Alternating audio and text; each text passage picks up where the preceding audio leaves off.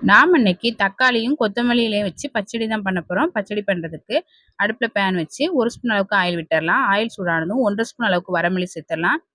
1/2 spoon அளவுக்கு ஜீரகம், 6 பல் பூண்டு, ஒரு 4 பச்சை மிளகா எல்லாம் சேர்த்து நல்லா வறுத்து விட்டுடலாம். இப்போ இது கூட ஒரு 4 தக்காளியை கட் பண்ணி சேர்த்து வதக்கி விட்டுடலாம். இப்போ இது கூட கொஞ்சமாக புளி சேர்த்துடலாம். தேவையான அளவு உப்பு எல்லாம் சேர்த்து தக்காளியை நல்லா வதக்கிடலாம். இப்போ இது கூட ஒரு கைப்பிடி அளவுக்கு மல்லி இலை சேர்த்துடலாம். ஒரு கைப்பிடி அளவுக்கு புதினா இலை எல்லாம் சேர்த்து நல்லா வதக்கி விட்டுடலாம். மூடி போட்டு ஒரு 5 நிமிஷத்துக்கு நல்லா வேக வச்சிடலாம். ஒரு 5 நிமிஷமாக நல்லா வதங்கிருச்சு.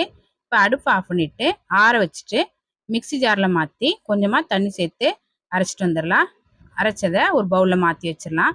தாளிக்கிறதுக்கு அடுப்பில் கடாயை வச்சு எண்ணெய் ஊற்றி கடுகு, வரமிளகா, கருவேப்பிலை போட்டு தாளித்து பச்சடியில் ஊற்றி கலந்து விட்டால் டேஸ்ட்டான தக்காளி கொத்தமல்லி இலை பச்சடி ரெடி.